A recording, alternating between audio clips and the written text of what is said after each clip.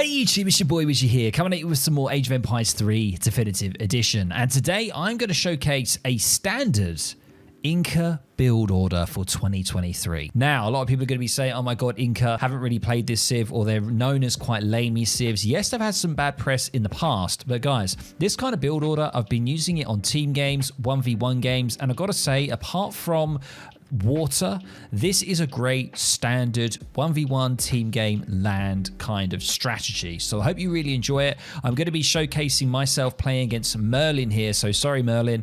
This is one of the games where I play as Inca, of course. You play as France. So I hope you guys enjoy this. And of course, before we get into it, I'll just pop up the deck at the moment and a rough kind of card order for you so that you can get to grips with it. You can try it out for yourself. But let's jump into it from start to finish. Here we go. Welcome, ladies and gentlemen, to the battlefield. Now, on the right, you have myself, of course, playing as the Incans, and on my left, you have Merlin here, one of my longtime friends, playing as the French. So we were just playing a few 1v1s here, just playing around, messing around, trying to learn out sort of some new strats and stuff like that.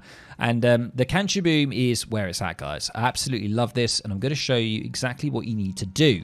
Now, first thing you need to do is go ahead and get that TP. Go straight to it. Don't think about anything else. You want to get that TP down so you can get that card tempo going. You also want to have 3 or 4 villagers peel off and start chopping a tree, because you're going to need to put a cancer house down. And a cancer house is 180 wood. So you can see here, I've nearly got that ready. When that wood arrives and you put that cancer down, all vills are going to go over to food.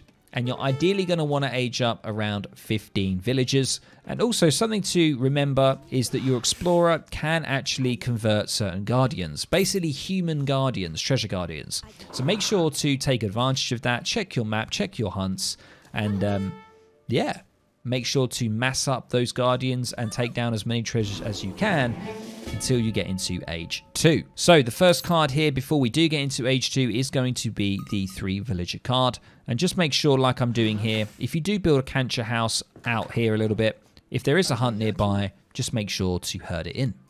So we're just ready to age up, and we are going to be aging up with the Elder. Now, this is an interesting one. The Elder provides you with some free woodcutting upgrades, because organically woodcutting is the aim of the game here with the cancer boom. We're not going to be using wood shipments to help us propel ourselves with these cancers. We are going to be just raw source, going to be cutting those trees down, and we really need that free upgrade. So what you're going to want to do is pretty much have everyone on wood. You can have one villager potentially herding extra hunts in, but trust me, the cancer is going to bring you that food for your first villager when you get into Age 2. And all you need to do basically is just simply, when you've got the wood available, start getting your cancers down. You can see I was a little bit late there. They are 180 wood each. So just keep that in mind and always be putting those cancers. Don't want to be stacking up that wood too long. You really want to take advantage of that juicy 0.6 food a second trickle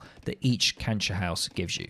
Now, we have arrived into Age 2. But before we do that, or as we are in Age 2, I apologize, I just want to pause and have a look at cancer placement. Now, there's 2 ways that you kind of can place cancers, either defensively or offensively.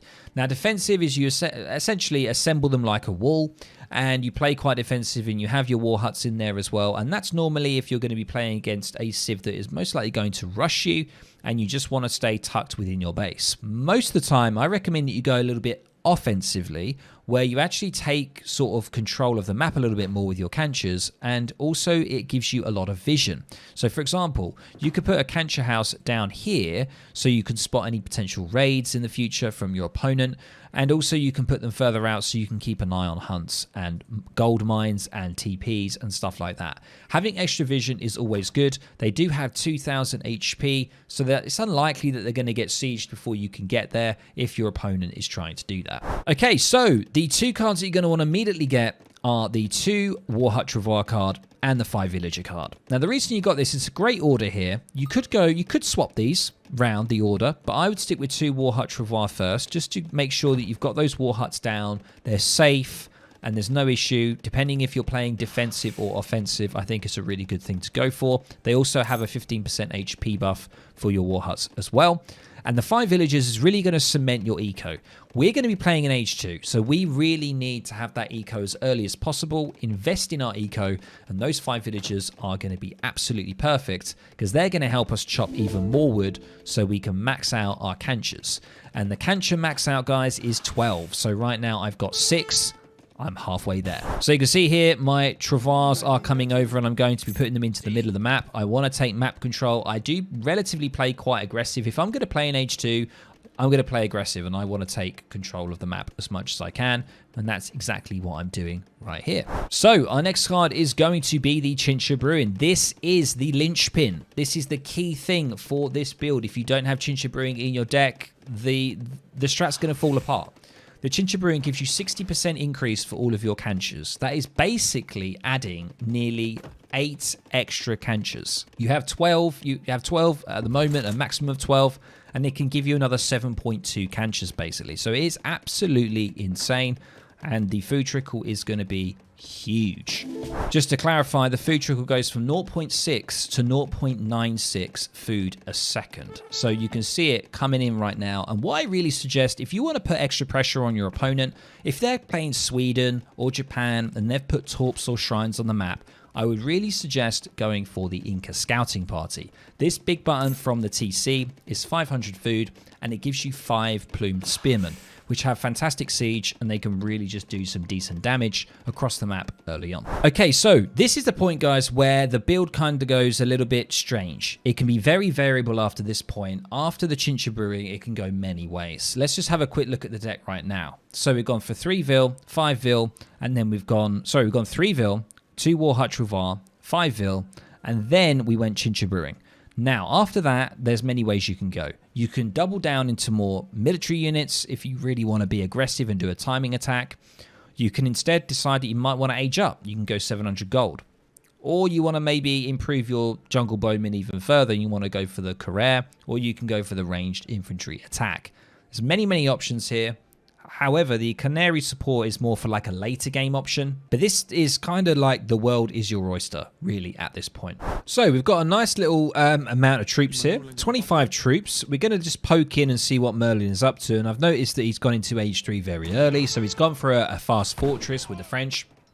And I'm going to be using the bowmen to try and focus down his dragoons. And also the Chimney Runners, guys. They're very good at raiding. They're great at snaring units as well, slowing them down so the bowmen can pick them off, so spearmen can get to them. So try and use them sparingly, micro them well, and try not to lose as many as you can. Okay, so my next card is going to be 6 jungle bowmen. So I'm doubling down, ladies and gents, with my military shipments. I'm also now deciding to start to tech into a little bit of chimus, and you can see my macro has changed slightly. I've peeled a few villagers off of food and wood and got them onto gold, so I can start to get my chimus, as they are 70 food and 35 gold. Also, something to note, guys, is that I did put a marketplace down around like 8 or 9 minutes into the game. Something you can do as well, so you can get hunting dogs, you can get placer mines, especially if you want to start to produce more chimney runners. You're going to need those eco upgrades to help you. The hunting dogs, not as much, but it's always good to get it, of course, because the canch is obviously giving you so much food. But something just to know, a market is always good if you need to trade resources. So now I've got my critical mass here, moving out with Chimu, Jungle Bowman, a few Spearmen in there, I think, potentially. And we're going to be trying to battle against Merlin's Skirms and Dragoons. So I'm going to be using the Jungle Bowman to try and zone off the Dragoons here. You can see I'm just trying to really make sure that I'm focusing on those Dragoons, getting them away from the Chimus, so the Chimus can do the work here. You can see they really are doing the work. They're going to be trying to squeeze through here. Pathing is a little bit of a problem, but I'm still going to try and use the Jungle Bowman to deal as much damage as possible to these Dragoons, and they're doing a pretty darn good job here at the moment, and they're pretty much cleaned up, and those Skirms are going to be going down as well. And you can see I've got another card on the way very shortly here. And I'm not too sure what I go for here. I can't actually remember. Aha! Yes, I go for the Career, which is obviously the huge upgrade for the Jungle Bowman. You can get this card earlier, but I decided to double down on more infantry and also go for 700 coin so I can age up. You can see my gold collection is starting to go up here, so it's a perfect opportunity for me to get into age 3, especially after this successful fight. And you can see I'm actually building a 3rd war hut here, making sure to spend that wood and getting another one onto the map. You can see Merlin's popped some cuirassiers here, but unfortunately the Chimus are going to be able to clear them up pretty well. Cuirassiers aren't very good against shock infantry. They're only really good against infantry. And that, ladies and gents, is going to be a GG. So guys, I hope you really enjoyed this kind of look at Inca. A nice Age 2 Kanchabumi play. This is good on 1v1s. It's good on team. It's pretty much good on all land maps. Water map is a different kind of thing. That's a whole different kettle of fish. I'm learning water myself, so once I've got to grips with it, I might be able to present a video to you so you can learn water a little bit more. But of course, let me know down in the comments below if you've tried this build order, this strategy out. Let me know how it goes if you haven't. And of course, I'll catch you in the next video or the next stream. See you later, guys. Bye.